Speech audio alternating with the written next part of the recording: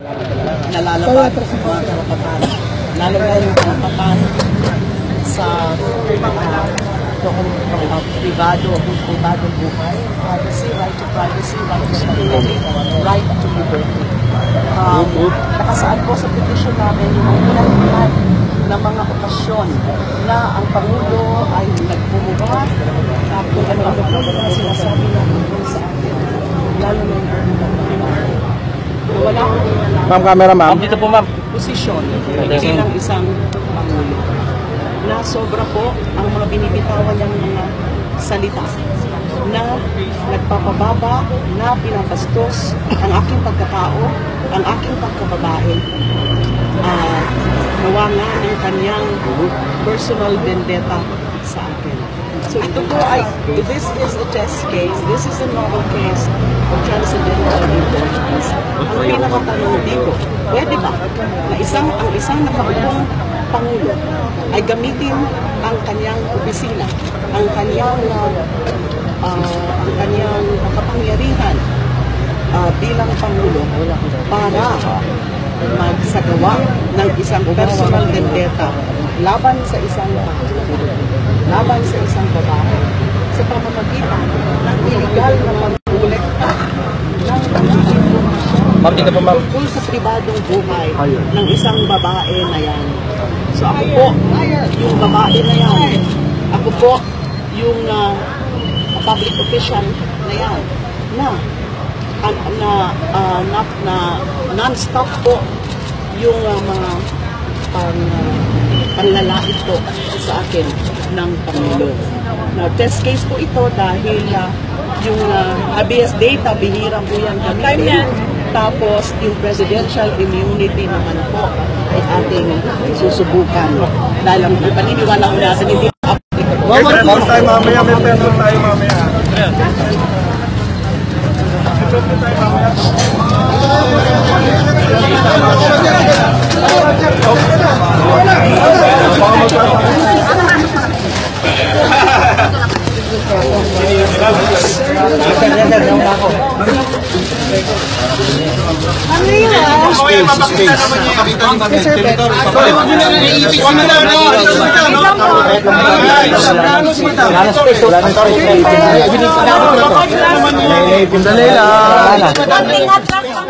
Atras.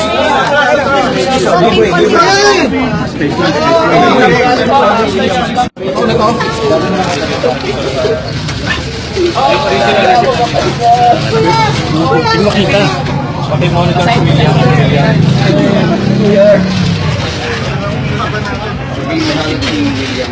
William.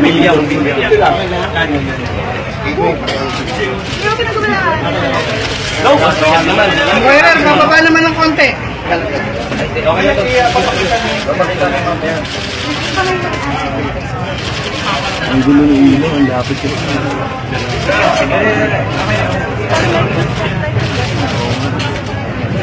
Yes, nandito po.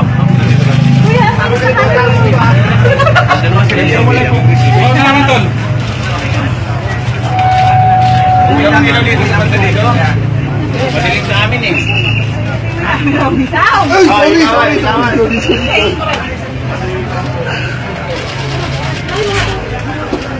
Oh, iba naman. Pag-ingin ba? Iba naman, oh. Turong lang natin. Papasukin niyo si William. Ay, si William, papasukin. Yan. Papasukin niyo si William. Oh. Saan pala eh? Mamaya na. Pasok ka daw, William. William. Hindi pa naman, antay na ilaw dahil dumadami. DJ, nahihilig na yung tuhod mo. Sorry. Ferdy. Daw, pakitik nga daw. William. Si William daw, boss. Oh, William daw. William.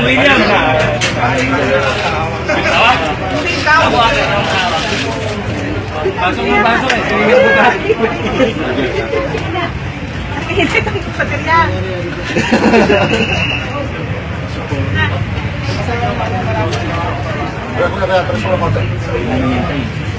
Ito ko yung lakay. Saan ba yan? Kuya.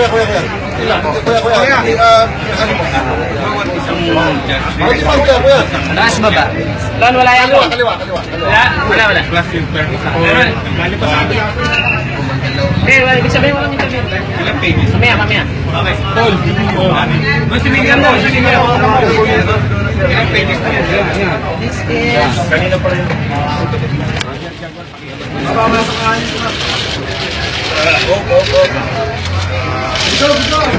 Nandito.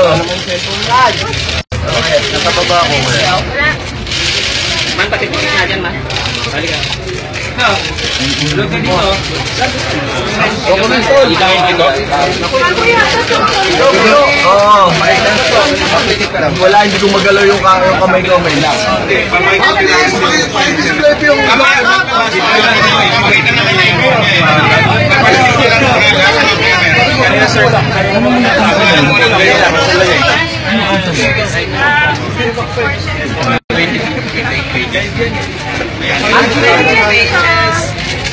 Ma'am on this side, please.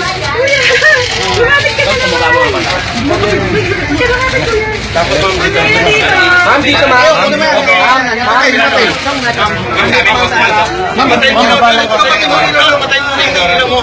Atras tayo. Baba tayo para makunan natin yan. Dito naman po. Ma'am, dito naman, ma'am. Ma'am, left side ma'am.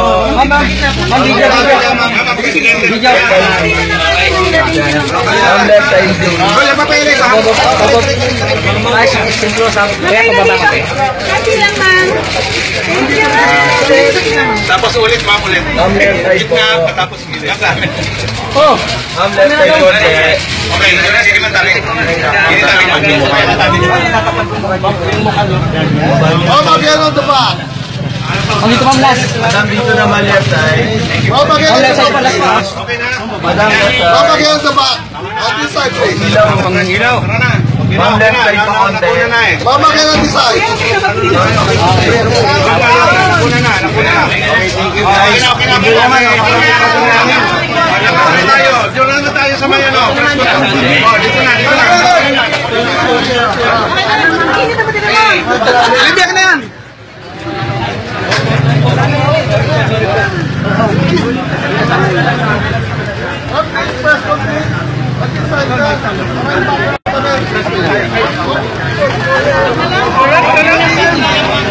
Ma'am, please with the background. Mamaya atas na lang. Yes, ma'am.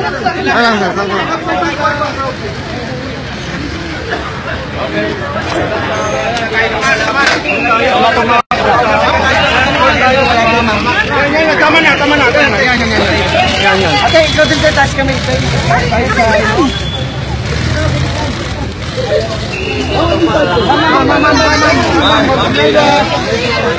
Ma'am, dito. Left side po. Ma'am, left side. Ma'am, left side. Ma'am, left side.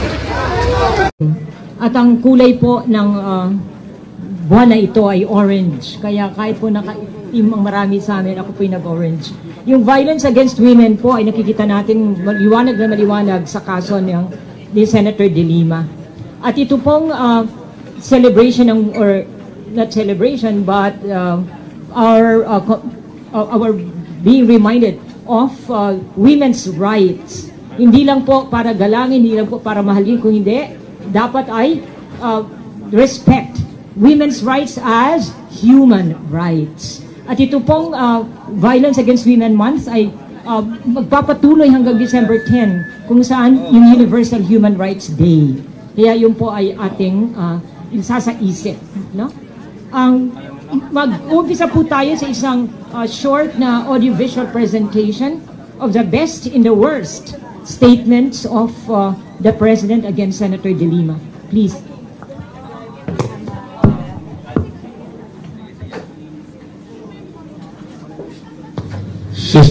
This interview of womanhood to take away defeat.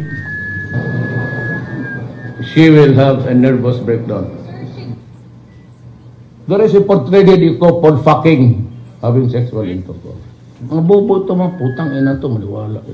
Hindi ka na nahiya sa sarili mo. any other woman would have slashed her throat. Putang ina ko nanay ko yan, barilin ko. Ang putang ina niya. Ngayon naging senador, daldal ng daldal, daldal ng daldal. Ladies and gentlemen, the innermost of your core as a female is being serialized every day. Hoy, Dilima, kinig ka. Putang ina ka. Do not act with me. Let me ask her, what is the name of your driver? Putang ina mo.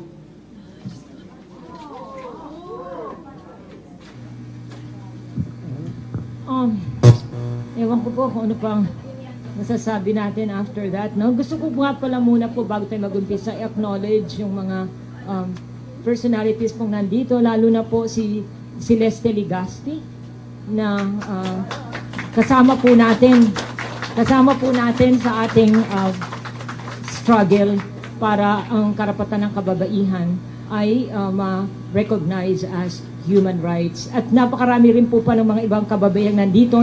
Mahirap na pong i-mention lahat, no? Pero later, we can also call on them. So let's now start with the personal account of events that led to the filing of the De Lima versus Duterte case, kung saan salamat po at sinamahan niyo kami sa pagpa-file nung kaso. Medyo po malayo at napawisa-pawisa tayo, no? At dito po si Guy, ha? Si Dr. Claudio, siya po ang pasimuno ng hashtag #everywoman, kung saan nagkaroon po ng napakaraming likes, no? Mga 3 million, natapatan natin yung number of supporters ni Duterte.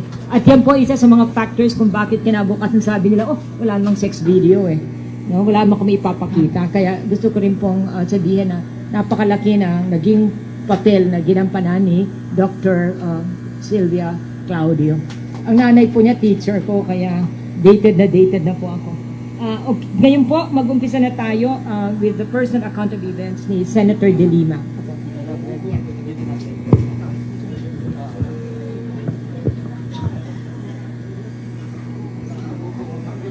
Dito na lang.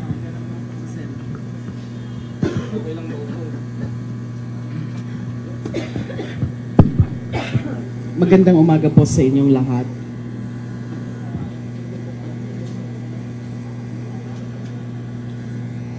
Sa aking paboritong professor, si Professor Soc Reyes from De La Salle, ang aking abogado po, lead counsel, the highly respected human rights lawyer and now Dean of the De La Salle University College of Law, Dean Attorney Jose Manuel Chel Jokno.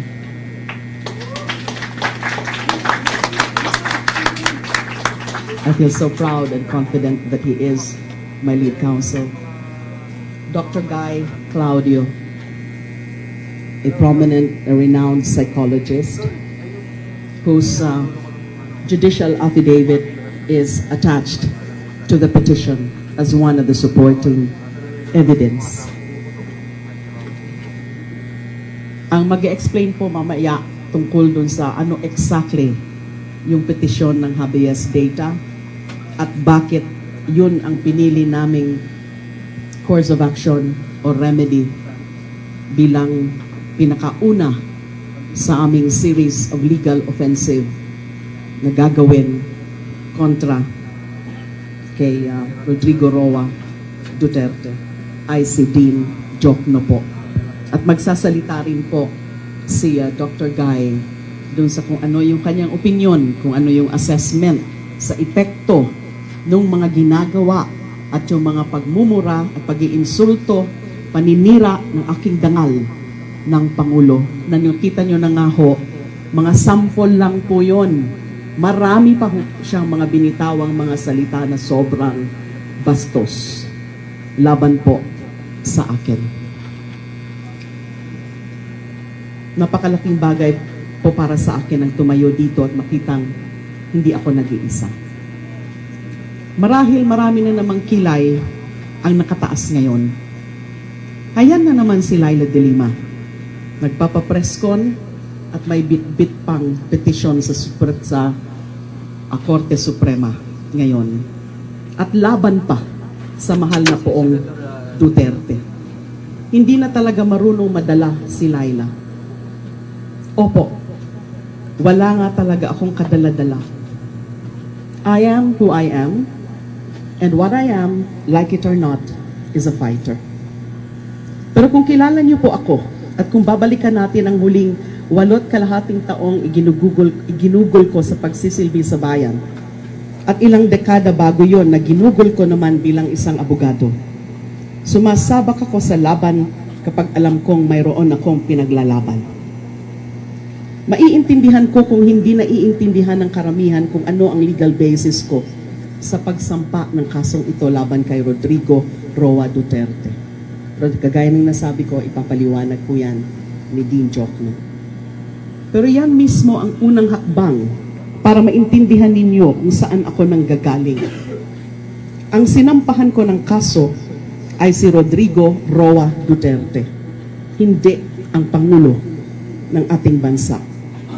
Nagkataon lamang na isa sa mga maskarang isinusuot ni Rodrigo Roa Duterte ay ang maskara ng pagkapangulo ng ating bansa.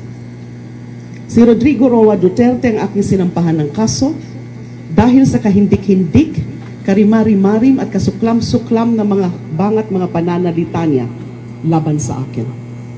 Mga pananalita na walang kinalaman sa kanyang tungkulin bilang Pangulo, kahit na pilit niyang ginagamit at sinasamantala ang posisyong yan para maisakatuparan ang kanyang personal na pagnanasang parusahan ako.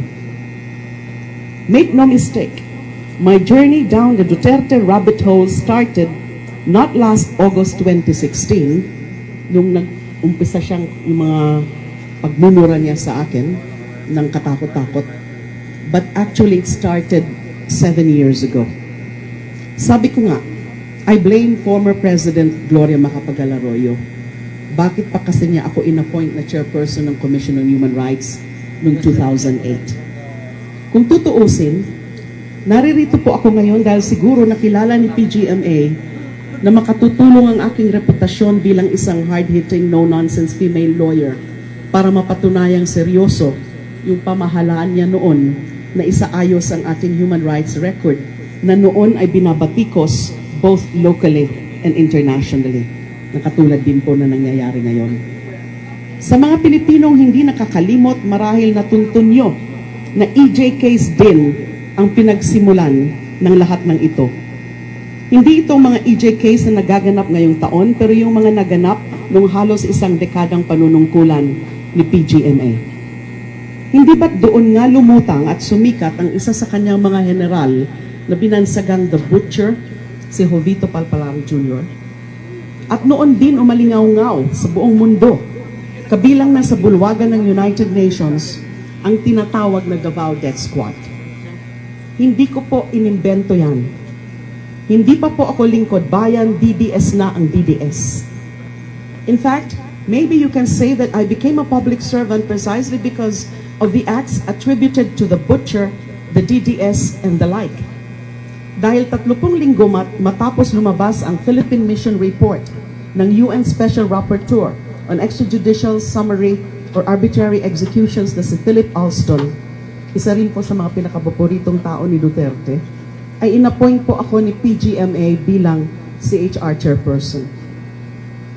Some say she had the good sense to know that she needed a person who had the reputation for integrity and the track record that could credibly improve our government's human rights record.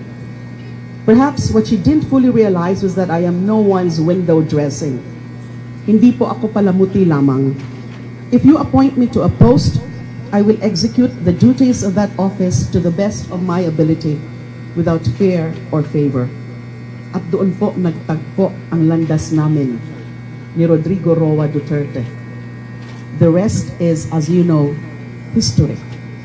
For me, it meant a public service record that saw me tangle with powerful, influential, and wealthy people. I made powerful enemies and aided by their agents because I cannot do anything less than what my duties demanded. Cowardice was not a luxury I had the time nor the stomach to indulge in. 2016 comes and here I am, a senator, again calling for an investigation into the spate of EJKs taking place in our homes and in our streets. In terms of performing my duties, I am who I always have been. And that is Rodrigo Roa Duterte, a man who rose to power and, instead of seeing the opportunity to make the Philippines a truly better place for his people, his children, decided that he would use that to get back at me for the sins he thinks I committed against him and against those who helped him win the election. He started doing to me slowly what was done to victims of extrajudicial killings. He was killing me.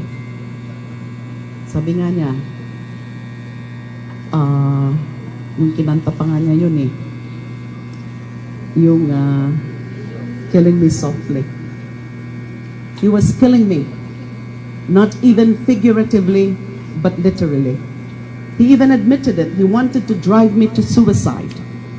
He had imposed his own brand of death penalty by bullying through the misuse, abuse, and exploitation of the power of the office of the president and the might of the executive branch with the complicity of certain members of Congress and professional trolls and bullies. And he himself was executing it. Verdugo. Isa po siyang verdugo. For the last few months, I faced my executioner, and his name is Rodrigo Roa Duterte. And for a time, he succeeded. I admit I felt the pain he wanted to make me feel. I had the sleepless nights he wanted me to suffer through. He wanted me to suffer through. I had doubts of ever finding vindication, the sense of helplessness and hopelessness that he wanted to use as the poison that would finally kill me. I started to question whether there are still people who support me. I went through the period of isolation that he wanted to impose on me or upon me. You would never know it, but it is actually possible pala to experience solitary confinement without physical locks and walls to keep you in. I felt the shame he wanted me to feel. I even avoided na yung mga gusto kong ginagawa, katulad ng videoke at ballroom dancing. When I thought that there were actually ordinary people who believed all the awful names, lies, and curse words, yung mga PI na yan, he used to stone me to death. Sinful woman that I was in his mind. I felt the urge to sink down to his level na parang baboy na nakalubog sa pusali at nakikipagbatuhan ng putik. It was tempting, I tell you. But I realized something. If I can't go through all of this and still be alive, breathing, fighting, who's the real loser here? Who's the coward? Sino ang tunay na matibay? If I allow myself to fight them at their own game, name-calling, mudslinging, lying, using the hashtag #InventPamor tactic, the lie through your teeth until your wig falls off style of fighting, or the guess if I'm serious or lying type of rhetoric where everything, even God, country, and people's lives are punchlines to jokes, who will keep fighting for the important issues? Everyone will forget about the victims, their families, the orphan children. They will shut down the investigations. If I did that, everyone loses. And Rodrigo Roa Duterte, the man whose ego cannot endure even the slightest sting of apparent criticism, would have won. More importantly, kung papayag ako na gamitin laban sa akin ang aking pagkababae, parang tinulungan ko siyang patunayan na mahina ang mga kababaihan. Na ang babae ay dapat lumagay sa pinaglagyan sa kanya ng mga lalaki, na hindi siya pwedeng umalma, magalit at umangal dahil pag umangal siya, Parang pinatunayan niya na bungangera, pikon, balat sibuyas, makitid ang isip, walang sense of humor, at walang sense ang mga babae. Na hindi sila maasahan sa mga seryoso at masaselang usapin dahil ang tunay na kagalang-galang na babae ay si Maria Clara. Ang tahimik na dalaga na noong dumanas ng malaking dagok sa kanyang dignidad at pagkababae ay mas piniling magpakamatay kaysa labanan at ilantad ang lumapastangan sa kanya. Nang kanyang tanging tungkulin ng isang babae ay ang purihin at bigyan ng bulag, pipi at binging pagsuporta ang mga lalaki. Doon ko po naisip, hindi po ako papayag. Hindi ko hahayaang diktahan nino man, babae man o lalaki, kung paano ko susukatin ang aking sariling dignidad at pagkatao. I refuse to purchase a quiet existence by stroking the ego of any man. And that's the most important point here. I wish to stress that. The biggest sin is to use my womanhood to silence my humanity. To use a weapon meant to oppress, repress, and diminish women in order to perpetuate even greater human rights violations. I refuse to cower. I refuse to give in. Rodrigo Roa Duterte, you are right about one thing. Yes, I am a fighter. And this is me taking my stand, fighting. You call me a slut, a woman of the world. Yes, I am a woman. I am a strong woman who will not allow an insecure man to destroy her. I have nothing to apologize for or feel ashamed of because I have killed no one and I have not engaged in or benefited from any illegal activity. I have not made other people suffer out of personal grievance or malice. I have done my job, and in so doing, I have incurred the wrath of a former president, a former Senate president, and scores of other powerful, influential, and wealthy people, and I still say I would have done it again. You cannot make me regret doing what I thought to be the right and just thing, given all the circumstances known to me. You cannot make me regret not turning blind, deaf, and mute in the face of corruption and gross violations of human rights. In defiance of you and your brand crest of misogyny, which is at this moment poisoning the minds of our people, I will stand my ground. I am sick and tired of being a victim who is always on the defensive. I choose to stand up for myself. In so doing, I discovered there are people who will stand up for me and with me. People began to reach out and extend their helping hand when they saw that I was willing, able, and ready to be the mistress of my own fate. So this is my way of hitting two birds with one petition for writ of habeas data stone. First, I am here to exorcise my demon, or my demon. I am here to exorcise my demon. He wears a crown and sits on a throne now, but that should not shield him from being held responsible for launching a personal vendetta against one of his own citizens just to vindicate perceived personal slights his manhood suffered 7 years ago. His lofty position should not be used to perpetuate his personal evil designs against one woman.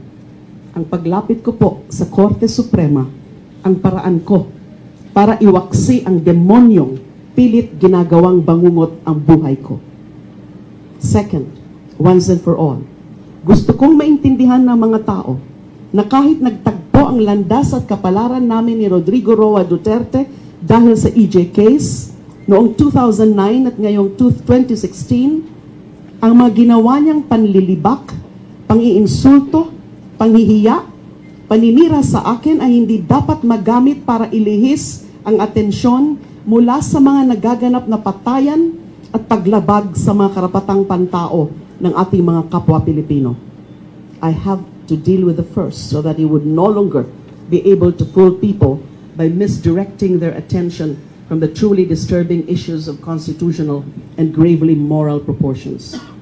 He tried to strip me of my dignity and my humanity because I angered him, and because he promised those who helped him attain his position that he will make sure that they can finally exact their own revenge against me. Well, I am about to anger him even more because I refuse to give him and his cohorts the satisfaction. He would have to find another way to repay his debts to them because I am done giving them the satisfaction of seeing me helpless and out of my element. And how can I be out of my element? This is my element. This is a good fight. I have the right to fight it, so I am invoking my legal right to do so, even if I have to step into untested waters to do it. Maraming salamat po.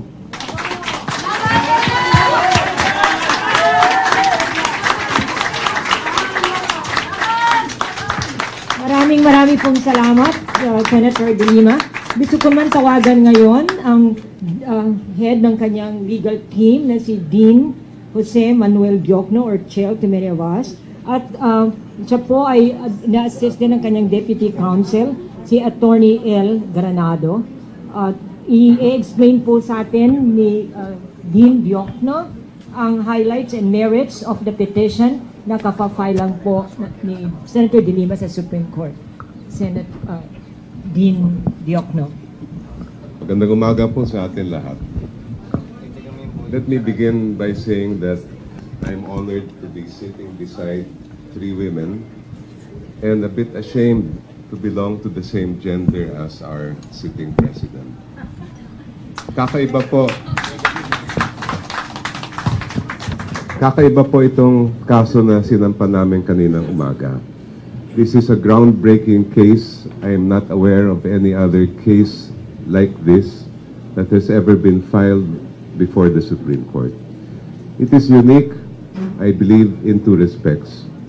First, because it is a case directly against the sitting president. And second, because it involves his conduct, which we believe is outside the realm of his official duties and responsibilities. Conduct that constitutes, in our view, sexual harassment, psychological violence, and slut-shaming against women. We hope that the Supreme Court will listen to the plea of Senator De Lima and give consideration to this petition because we believe that it is of groundbreaking importance. The question that we have raised before the court is very simple. Can a sitting president use the resources of his powerful office to wage a personal vendetta against Senator De Lima as a woman, a human being, a duly elected official, in violation of her right to privacy in life, liberty, and security? I'm sure you saw the video. That is just a few of the many remarks that have been made against her as a person. And she has really been the victim of such a bad personal attack by the president. He has accused her of screwing her driver, pumping, playing with a man's genitals. He has likened her to an X-rated artist, claimed she has a propensity for sex, threatened that he will destroy her in public, said that she is finished, and vowed that she will rot in jail. And he has subjected her to a long line of remarks that, as I said, in our view, constitute psychological violence, sexual harassment, and slut-shaming. We expect that the government will say that President Duterte is immune from suit. That is probably the main defense that they will raise.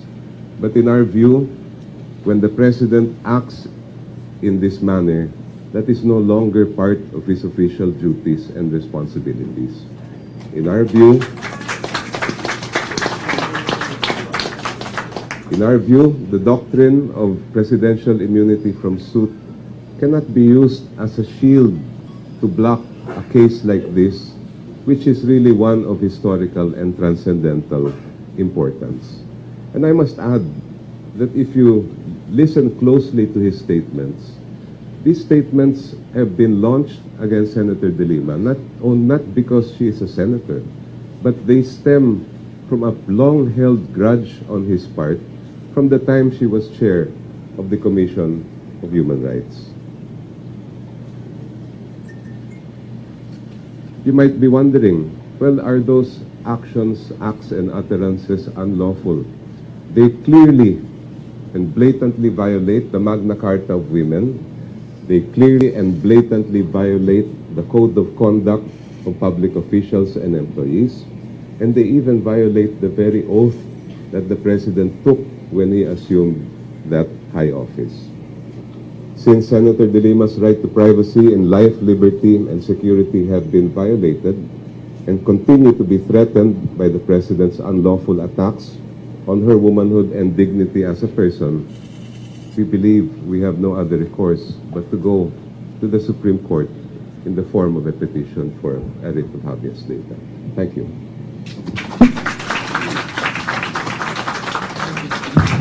Marami pong salamat, Dean Diokno. Gusto mo natin ngayon pakinggan si Dr. Guy Claudio tungkol sa kanyang additional judicial affidavit, and as a psychologist to also tell us about what is happening. Tulad po ni Dean Diokno, gusto ko po sanang simulan na karangalan po na napasama po ako sa kaso ni Senator Laila. Dalawa ho ang tanong niyo siguro sa akin. Yung una ay, kumusta ba siya? At pangalawa, bakit ako sumama? Doon sa una po, matagal na ho ako nagka-counsel with victims of violence. 30 years na po. Minsan hindi ho ko sumingil dyan. Dahil po, ang karamihan po ng biktima ng victims of violence, hindi naman ho lahat mayaman. Meron din ho mayayaman, pero mahihirap. Lahat ho ng babae ay subject po dyan sa violence, no? Kaya ang natutunga nga ako at sinabi ko kay Senator nang mag-usap kami, mula senadora hanggang labandera nakausap ko na tungkol sa issue na ito. At ang sinabi ko rin sa kanya, di naman ho ako natatakot na ang nakakausap ko tungkol dyan o nakakounsel ko tungkol dyan ay may problema. Kadalasan po, sila ay biktima ng taong may problema. Kasi ang may problema po, yung tao pong gumagawa ng ganyang kasing karahasan. Ganun pa man, hindi maalis sa isang tao at nabanggit na po ni Senadora kung ano yung mga nagiging epekto pag ikaw naman ay biniktima ng karahasan. At kaya ho, napakarami namin dito, kaya ho kami sa Every Woman Campaign ay sumang-ayon na slot na rin ho kami. Andun ho ang maraming slots dito ho sa kwartong to. Lahat ho sila ay nagtataas ng kamay at kasama na po kami. Lahat naman ho ng kababaihan ay nakakaramdam ng ganyang klaseng kultura. At lahat ho sa amin ay naiintindihan na kapag kami ho ay ininsulto ng ganyan sa iba't ibang naging karanasan namin sa buhay, naglalakad ka lang sa kalye kung ano na ang sasabihin sa'yo. Kung ano ang nararamdaman ng isang tao when subjected to such demeaning remarks, no? Kaya that is why ang assessment ko po kay Senator nung nagkausap kami ay normal na tao na nagdaan sa napaka-abnormal naman na sitwasyon. Kasi di tulad po nung labanderang binubugbog ng kanyang asawa, residente na po ng Pilipinas ang nagdala ng violence, no? At dahil doon, hindi lang yung kanyang work environment, hindi lang yung kanyang home environment ang naging hostile, pati na ho yung buong Pilipinas. Medyo naging intimidating, hostile, demeaning for her. So, ang dadagdag ko lang po bilang isang psikologista na matagal nang nagtatrabaho sa ganitong arena, palagi ko hong sinasabi sa biktima pwede namang hindi ka na lumaban. Kasi ang halaga ho sa akin ay yung tao ay maghilom at mawala na sa kanya ang kanyang stresses. Pero bilang rin ho isang psikolohista na matagal na ngang nagbibigay ng payo tungkol dito, naintindihan ko po na madalas yung justice, pati ho yan ng paghilom eh. Justice is one of the important lens towards healing. So, binibigyan ko po ng choice whether labandera o senadora. Kung lalaban po kami. At mag-uusap po na kami ng masinsinan tungkol dyan. At bumilib ho ako kay Senator De Lima dahil napakalinaw sa kanya na kailangan niyang gawin to. Hindi lang po para sa kanyang sarili, para rin maibsan na niya lahat ng mga stresses and strains na naramdaman niya. Pero malinaw ho sa kanya na ipinaglalaban niya ang lahat ng babae. Sa karanasan ko po, malakas ho ang paniniwala ko sa pagkatao, sa yung tinatawag natin na human spirit. Because most women tell me that. The psychology of human rights violations is you want to tell the person you have violated my humanity. And that's the first step of justice. And you know very well when a person's human rights have been violated, when that person says, I at least need to tell the person who violated my rights, you do not do that to me because I am a human being. And that is exactly what Senator De Lima said. But there is another aspect which I say makes me believe in human beings, and women especially. Because all the women I have talked to, or most of them in my 30 years of counseling, will tell me another thing. I'm not doing this for myself only. I'm also doing it for other women, so that this rapist, this sexual harasser, this man who violates my rights will not do it to others also. So that is what I saw of Senator De Lima. Hinalo ko na po rin ang motivations ko for joining this petition, for which I'm very honored. Sinabi ko na rin po kung bakit we started that self-incrimination campaign ng Every Woman. Kung ipinaglalaban ko ho in the past, ordinary office worker, student, sabi ko nga, labandera, tindera, lahat na po ay naipaglaban ko. Mahirap naman din pong umatras kung senadora ang humingi ng tulungan ko siya sa kanyang laban at umatras dahil presidente na po ang aming kaaway. Yun lang po, maraming salamat. Thank you very much. Marami din dito na kasama natin ngayon sa laban para kay Laila na gustong magbigay ng maikling statement. Umpisa tayo kay Karina, si Karina Constantino David, na siya po former chair ng Civil Service Commission at isang kilalang aktivista para sa karapatan ng kababaihan. Karina?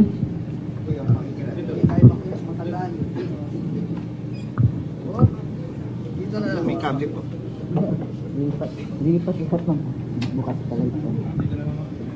Magandang araw po. Naririto tayo ngayong umaga. Sabi nga natin, yung laban ni Laila De Lima ay laban sa ikalimang utos ng Diyos. Bawal pumatay. Iisa lang po ang prinsipyong parang gumagabay sa kasalukuyang administrasyon. Ang pagpatay. Ang pagpatay ay pagpatay hindi lang physically, kundi pagpatay ng damdamin, pagpatay ng espiritu.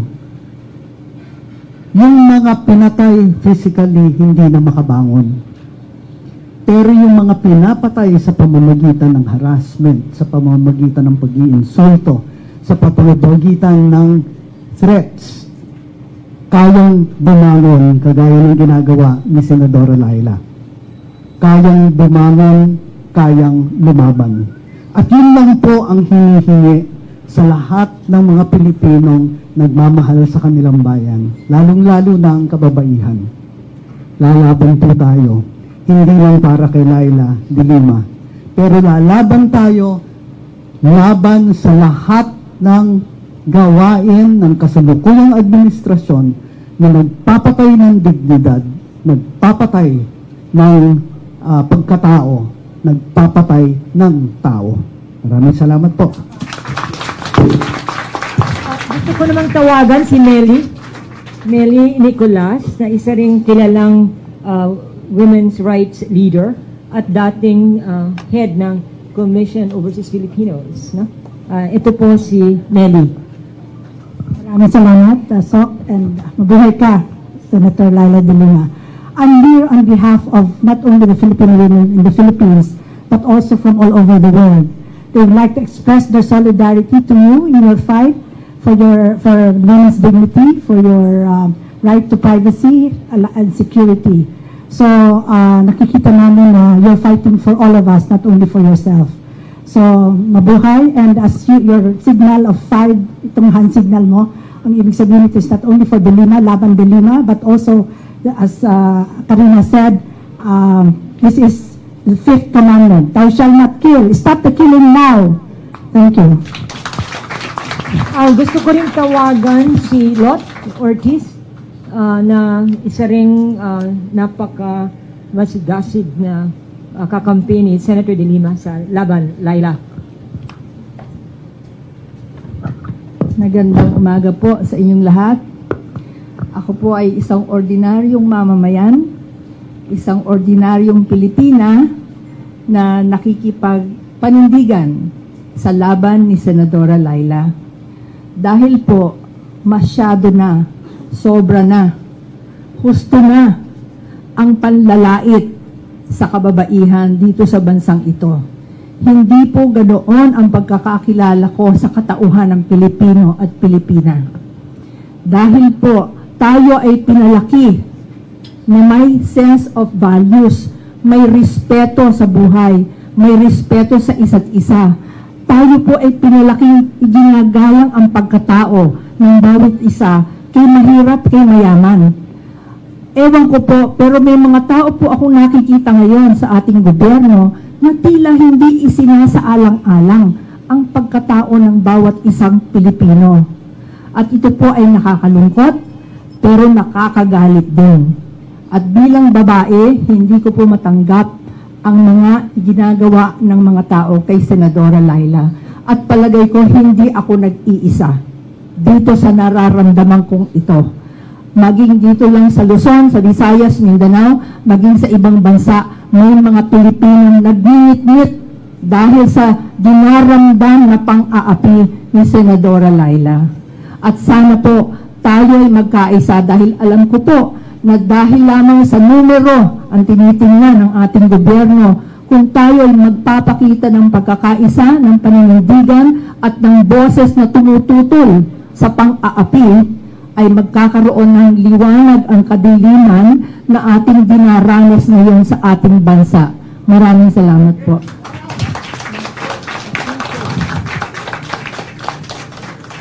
Gusto ko rin tawagan ang isang kinatawan ng Quezon City United. Ito pong mga kababaihang nandito sa aming harap na table. Rocky, I'm sorry. Si Rocky pala. Pagkatapos gusto ko rin tawagin ang isang representative ng ating religious para makibahagi kung ano ang kanilang stand tungkol dito sa laban, Laila.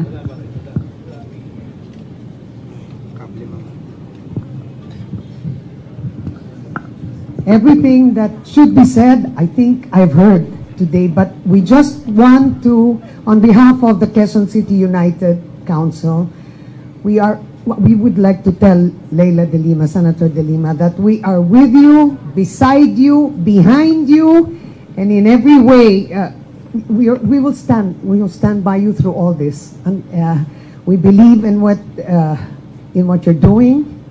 And we stand together with all the women in the world.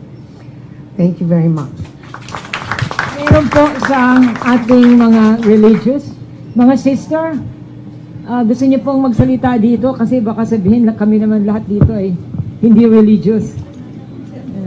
So ito po, gusto ko din pang ipaalala sa ating lahat dito na nagkaroon na po kami ng mga 5 forum para sa women's rights or human rights. At ang religious po ay mayroong napakalaking papel na ginampanan dito.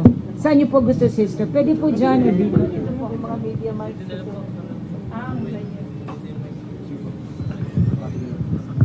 In behalf of the Association of Major Religious Superiors in the Philippines, we are giving our full support because we believe that when the dignity of the person is oppressed, the religious have to be there and to support everyone. Thank you so much.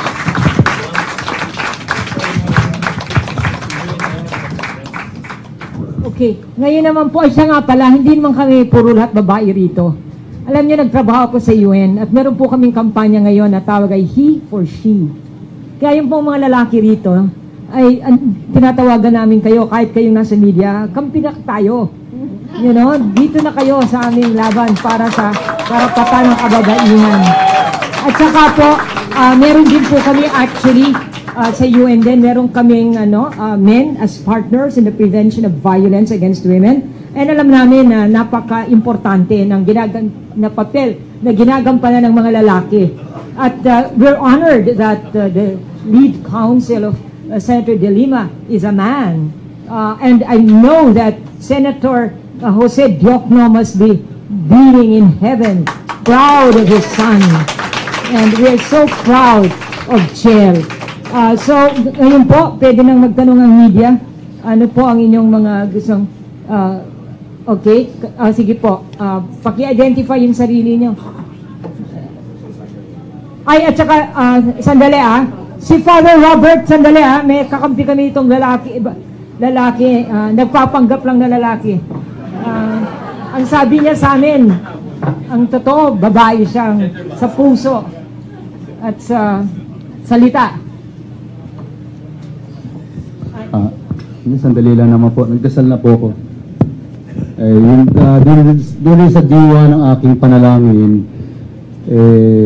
kami mga pare, marami kaming kasalanan.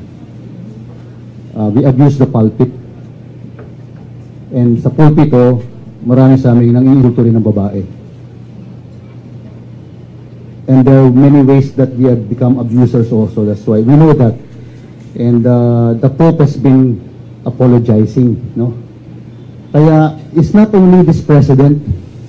I think, sinabi ko kanina, kayo po, Senadora, ay sumasalamin sa mga kababaihan na hindi lang inabuso, kundi lumalaban. Pero ang ating Pangulo ay sumasalamin rin sa maraming lalaking umaabuso kasama ng mga pare, obispo, taong simbahan, men of the cloth and men in robes, mga umaabusong abogadong lalaki sa Korte Suprema, Court of Appeals, Regional Trial Courts, Metropolitan Courts, male lawyers, mga lalaking nagtuturo, male teachers. This is a call for men of whatever profession, whatever status in society to look humbly at themselves and say, mea culpa. We are represented by the behavior of this one man, and we are ashamed. Kaya, may I quote you, Attorney Diokno, I am ashamed also to belong to the species, not to the species, but to the gender to which the leader of this land belongs. But we are not beyond redemption. Kaya nananawagan ako kay Pangulong Duterte, please stop abusing women.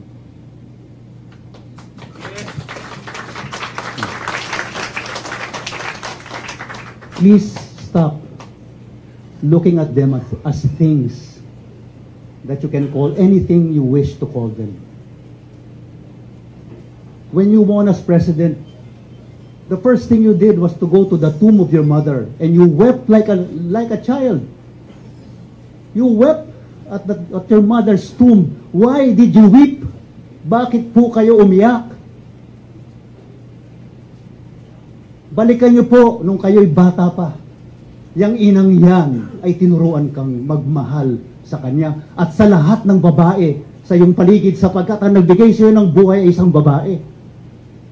At lahat ng babaeng naririto, bibigyan ka ng buhay kung sila iyong igagalang. Bibigyan ka ng buhay ni Laila de Lima.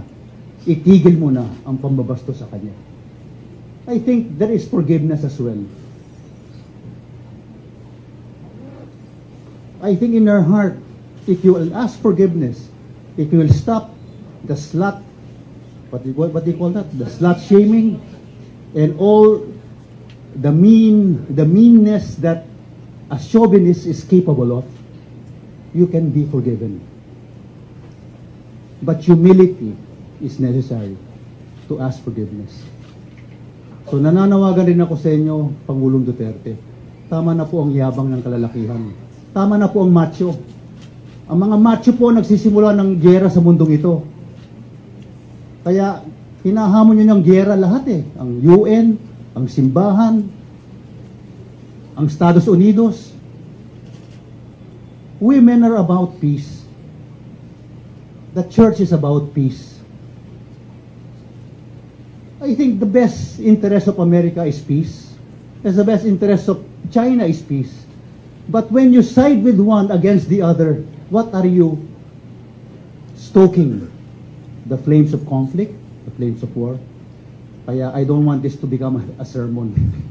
I said, mihingi kami ng tawad. Lalaki ako. Marami akong kasalanan sa kababaihan. Patawarin mo kami, Panginoong Diyos. Patawarin niyo po ang aming Pangulo at sana'y antigin niyo ang kanyang konsyensya at ang kanyang puso.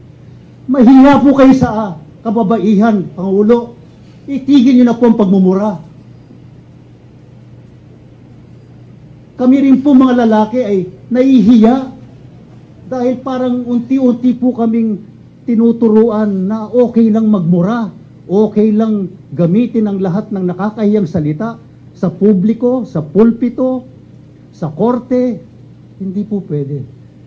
Pangulo, kami po'y itaas nyo sa putik ng kahihiyan.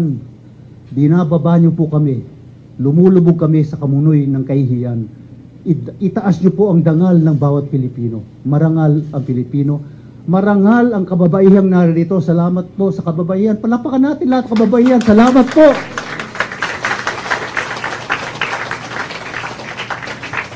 Hirap kami mga lalaki na isigaw, dangal, dahil karamihan sa amin ay bastos.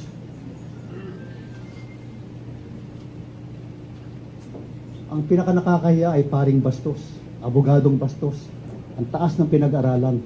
At ang pinakanakakahiya, sukdulan ng kahihiyan ay Pangulong bastos.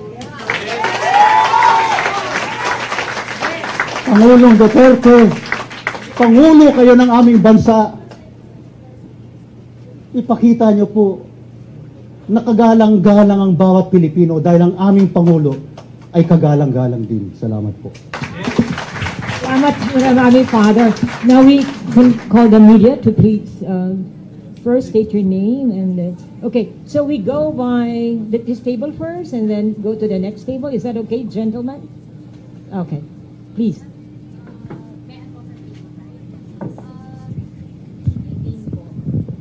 Pwede pong paki-explain lang sa amin para mas madali magpaliwanag sa public. Paano ho makakatulong o makakapagpatigil ng panghihiya yung isinampa niyo pong writ of habeas data?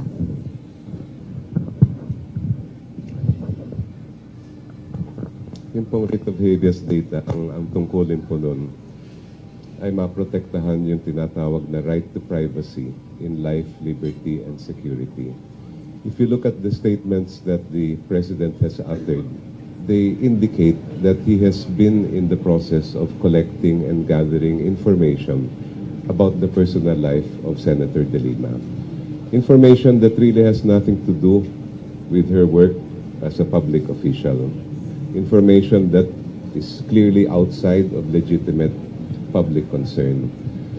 Ang writ of habeas data po, pag yun ay i-grant ng Supreme Court, issue an injunction to stop those kinds of threatening language and to stop other forms of unlawful conduct which we have alleged in the petition.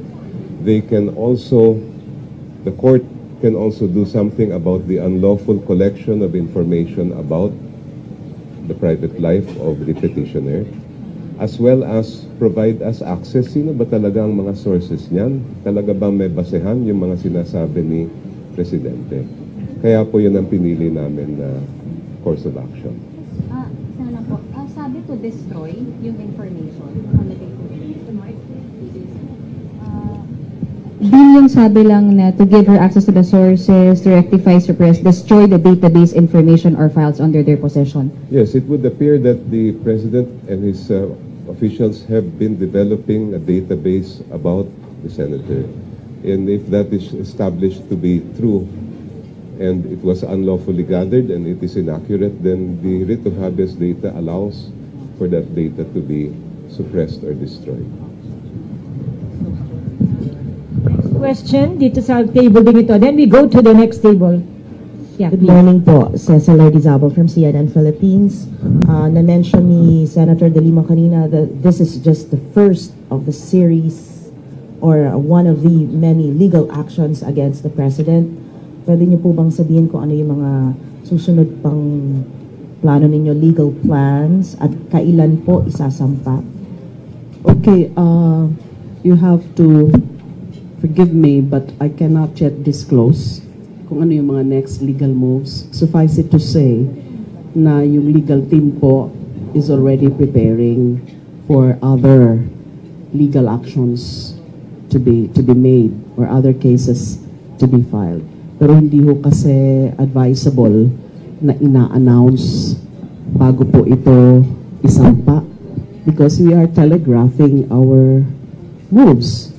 Baka ho gumawa ng mga paraan para to try to preempt these actions. Pero meron pa hong mga susunod dahil nga marami naman hong mga panlalabag na ginagawa sila. Within the year din po ba o laban kay Pangulong Duterte lang or some of his men?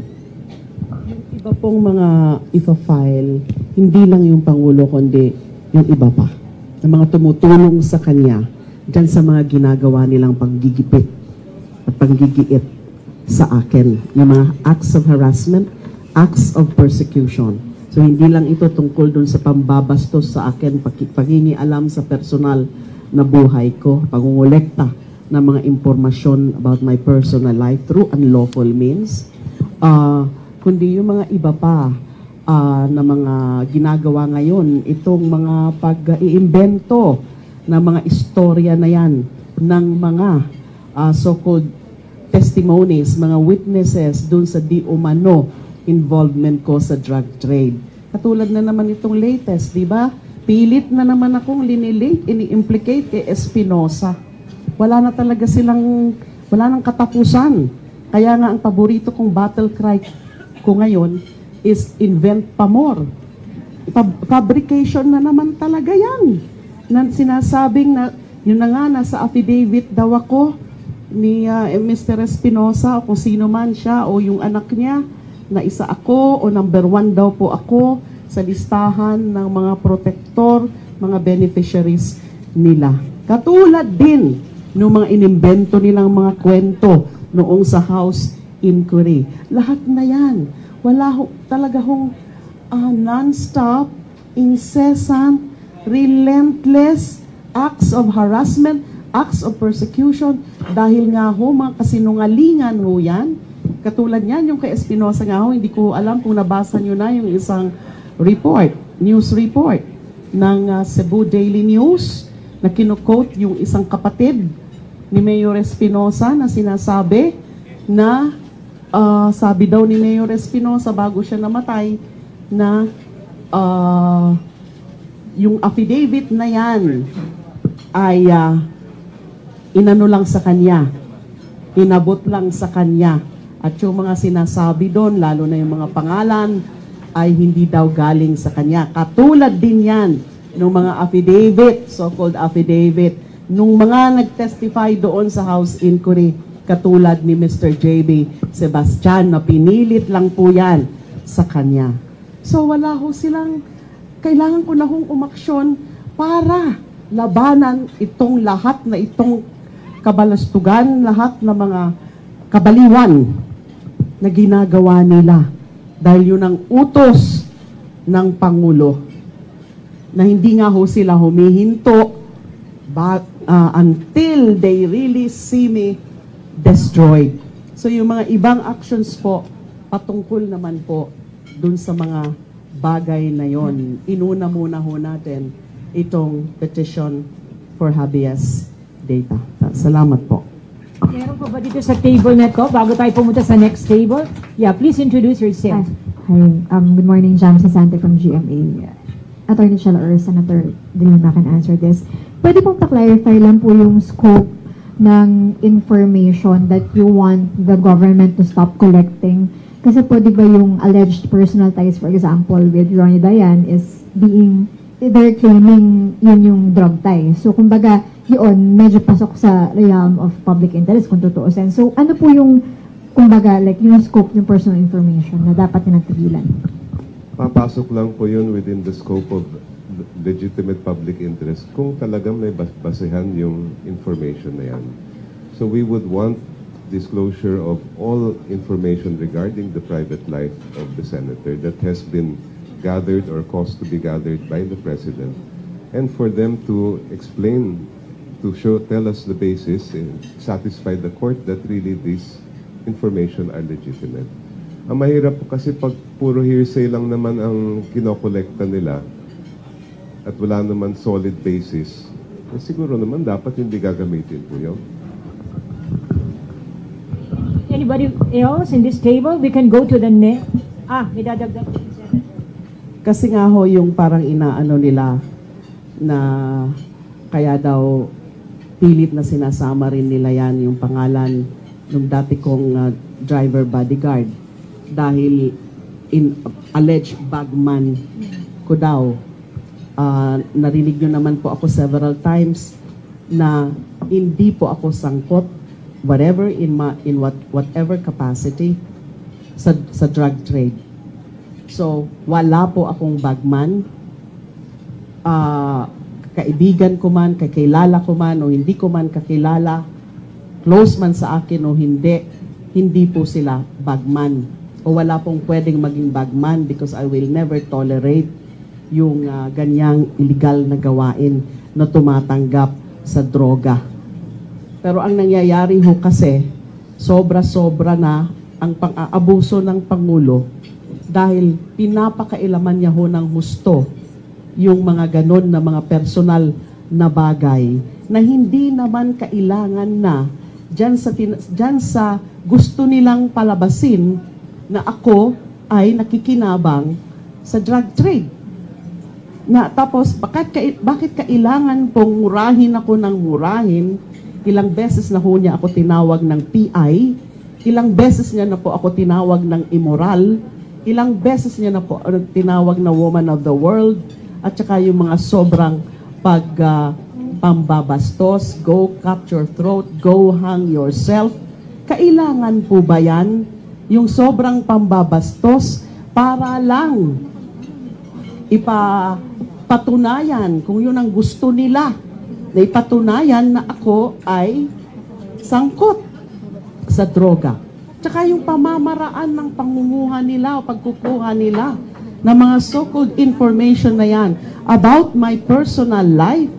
Di ho ba meron pa nga, binanggit ho yan sa petition, na sa tulong daw ho ng isang foreign government ay nakikinig daw po siya sa akin. So that is an admission na binabag nila ako, na nakikinig sila sa mga private communications ko, na labag sa batas yan. At it is disturbing na meron di umano isang dayuhang gobyerno ang tumutulong dun sa pakikinig sa mga komunikasyon o mga conversations ko, especially private conversations. These are clearly illegal, violative of existing laws. So ladies and gentlemen, there is an admission here that our president is blatantly violating the law in trying or in violating, in the course of violating my rights as a woman. So kasama po sa prayer yan, sabihin niya sa atin, sino, anong foreign government ang tumulong o tumutulong sa kanya? Siguro hanggang ngayon ay nakikinig pa sila sa akin. Kasi alam ko po ng aking mga cellphone ay mga bugged. Dahil naghahanap sila ng so-called evidence. Dahil alam nila na yung so far na mga ebidensyang linabas na nila sa House Inquiry ay mga false, fabricated evidence. So kumukuha pa sila. Naghahanap pa sila. And they're trying to do that by overhearing, by listening to me in violation of my rights. So kahit mga private conversations ko siguro ay pinapakinggan na rin nila. Ganyan ho sila kasama, ganyan sila kabastos. Thank you. Doon naman sa susunod na table, yes please. For Senator and Dean Joc, no? Can you identify yourself, please? Yeah, I'm sorry. I'm Paulo Romero, Philippine Star. How can Malacanang or President Duterte actually comply with it? And how can the Supreme Court enforce such a writ in the event it will be granted? And my second question is, my third question is, if the senator, you feel that your life is in danger even up to now, I think, based on my knowledge, there's another legal redress for you to be protected by the Supreme Court. You haven't, or are you going to go into that other writ to gain protection from the court? No one is above the law. No one is immune from the reach of the Supreme Court.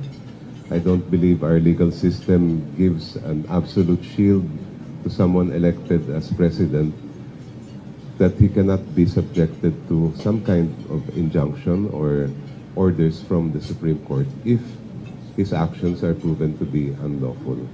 At umaasa po kami na pakikinggan po kami ng Korte Suprema.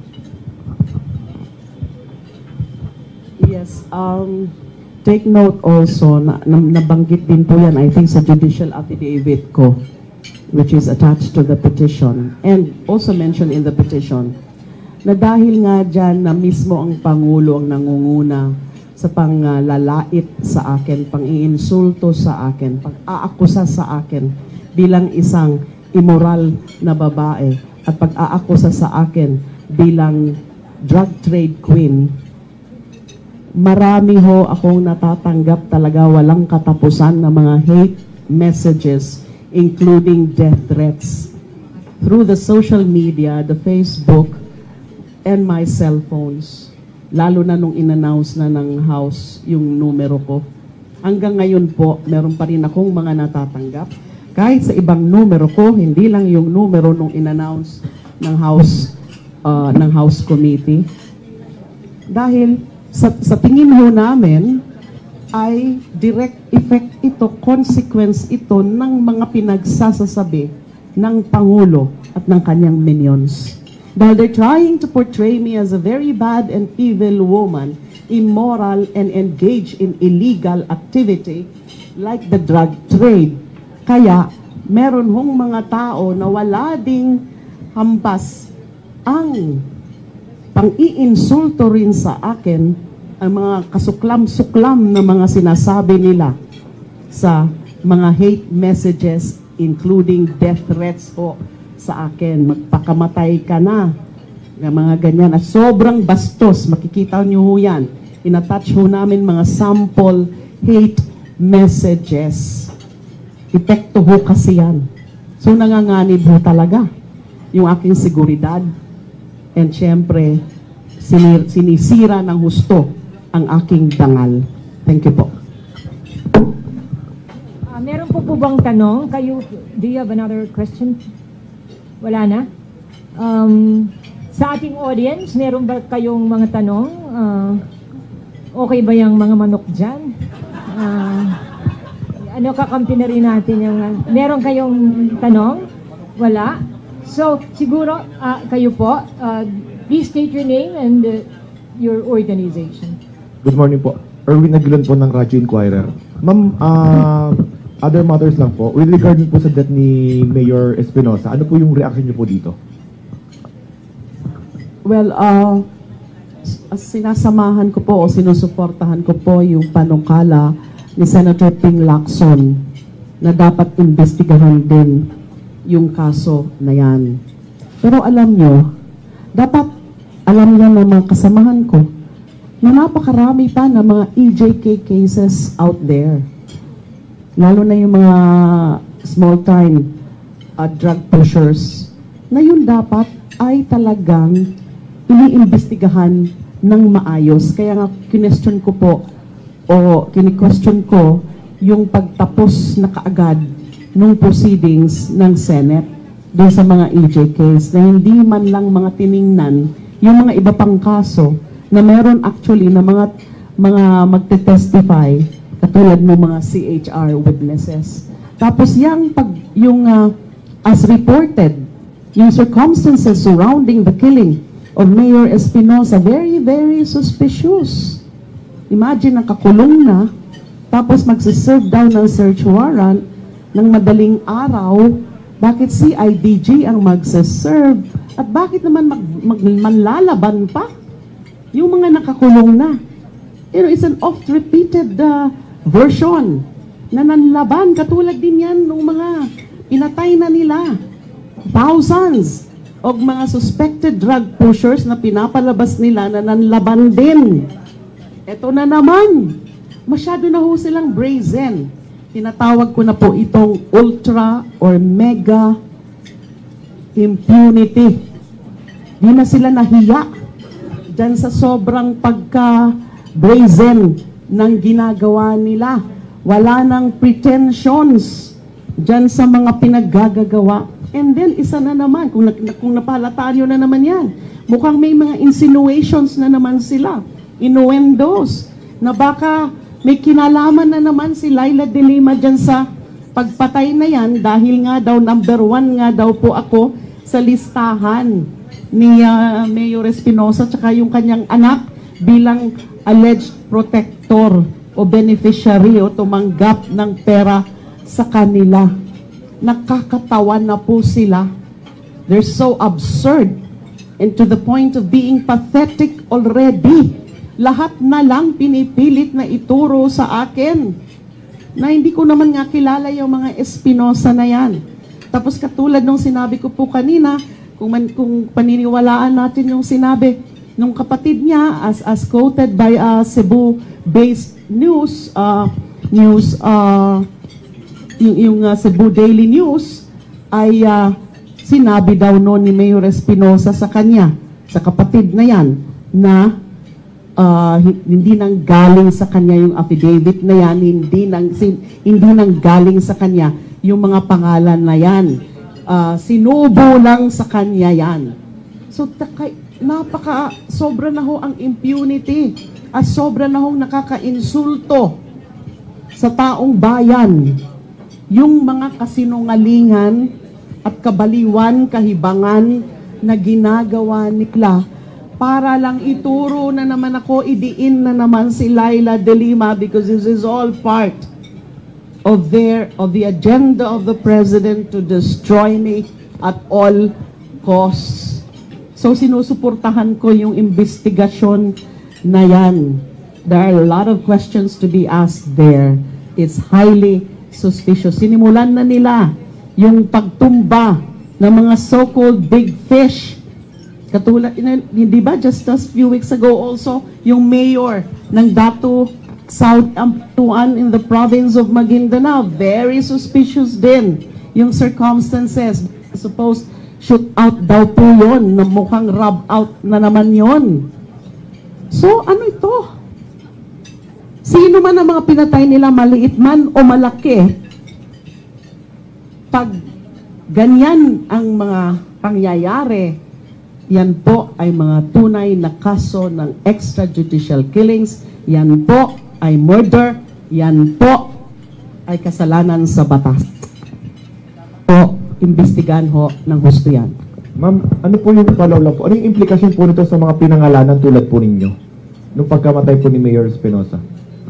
Siyempre, sasabihin na naman nila kasi may mga ganong insinuations na nga. Hindi naman gaanong diretsyo.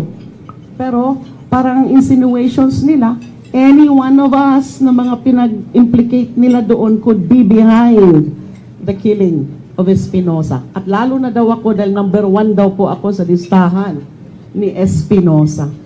So ganun na naman.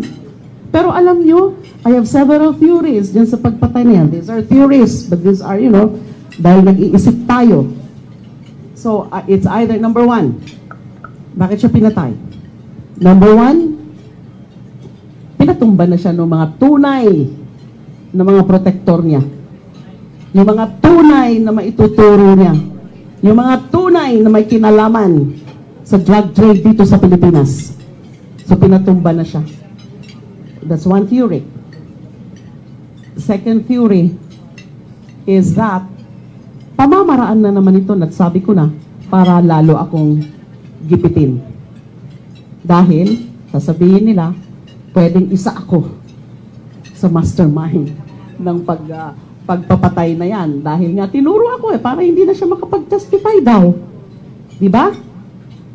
And then, pangatlo, another theory, this is just a theory again, baka naman, yung si Mayor Espinosa already showed signs na i-retract na niya o i-recant niya yung una na niyang nasabi sa kanyang affidavit na tinuturo ako as number 1 alleged protector o yung iba pa.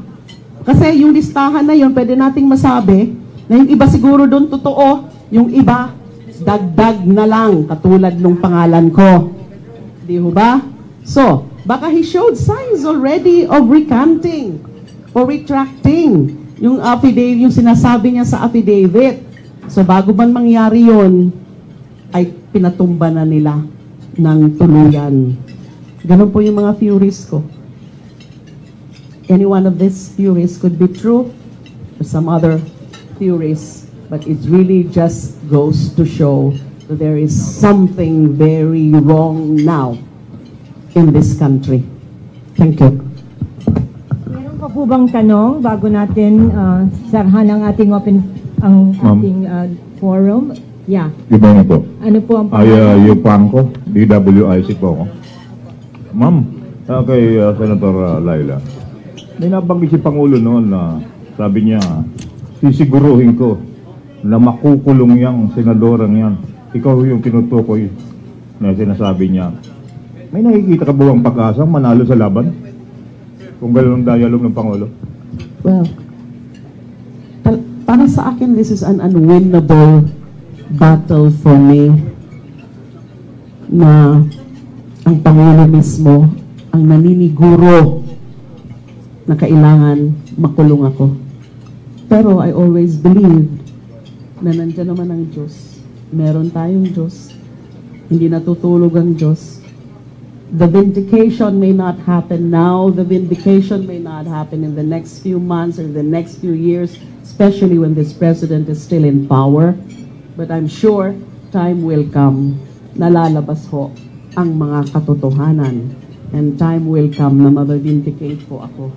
So whether or not nasa kulungan na ako, by that time, I'm sure vindication will come. So, syempre sinisiguro na nila yan eh.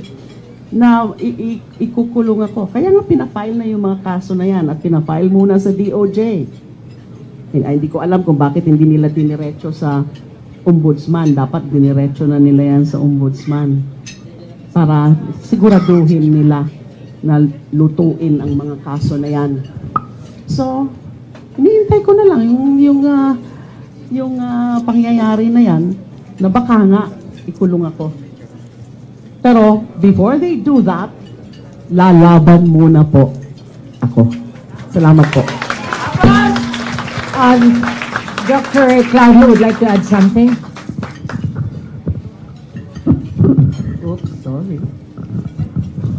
Doon lang sa tanong niyo po, ang karanasan ko, counseling victims of violence, kapag pumalag na yung naging victim, whether rape victim po yan, o binubugbog ng asawa at pumapalag na po, gusto nang umalis, o nag-a-assert na, mag-i-increase po yung violence. That is very typical. The violence will increase. Kasi ang habol po ng violence is control. At pag nagpapakita yung sinusubok ang mag-control na hindi makayanan mag-control, tataas po yung level of violence. So, tignan ho natin. I hope I'm wrong. No? But it's likely that this move of the senator will not be met peacefully and will be met with even more violence on the part of the president. Noong panahon ni Marcos, pag may mga kumukontra sa administrasyon ni Marcos, inaakusahan ka agad komunista. Dito sa administrasyon ni Pangulong Digong, pag may kumukontra, inaakusahang durugista.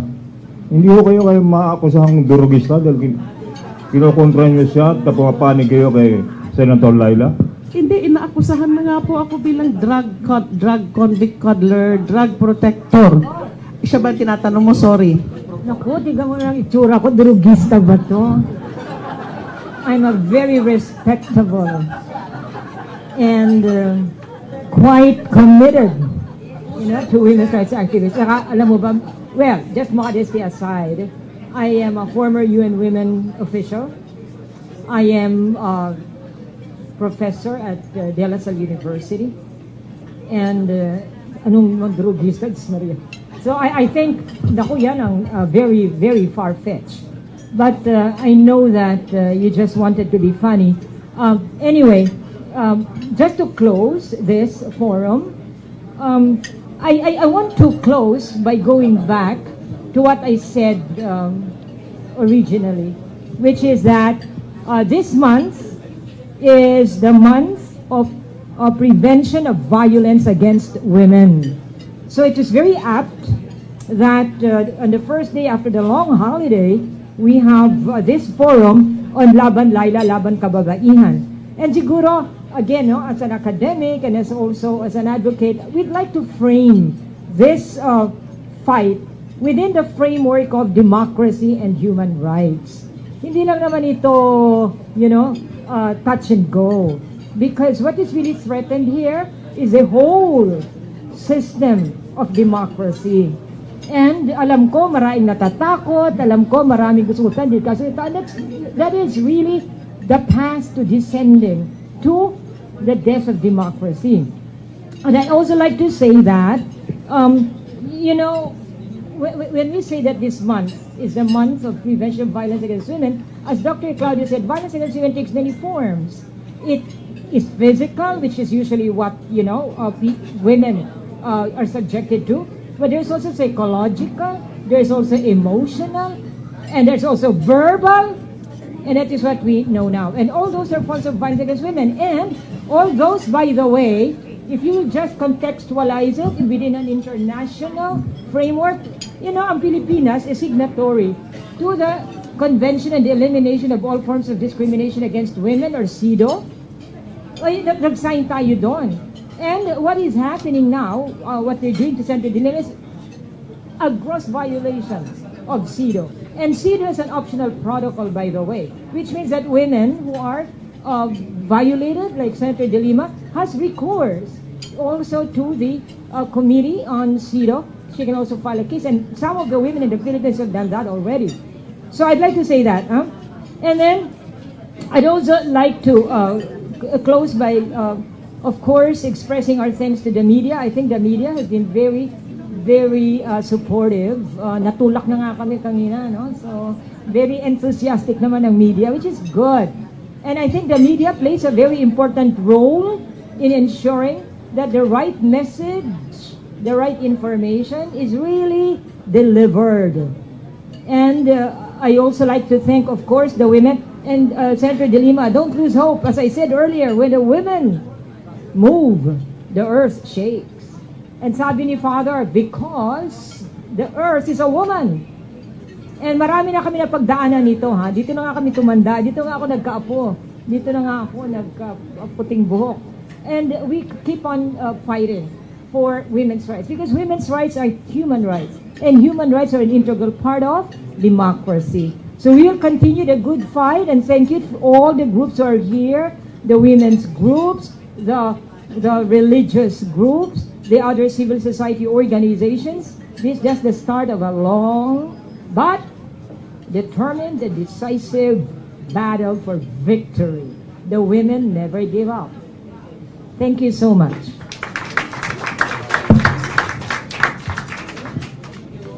Maraming salamat. Kain na po tayo ng Max lunch.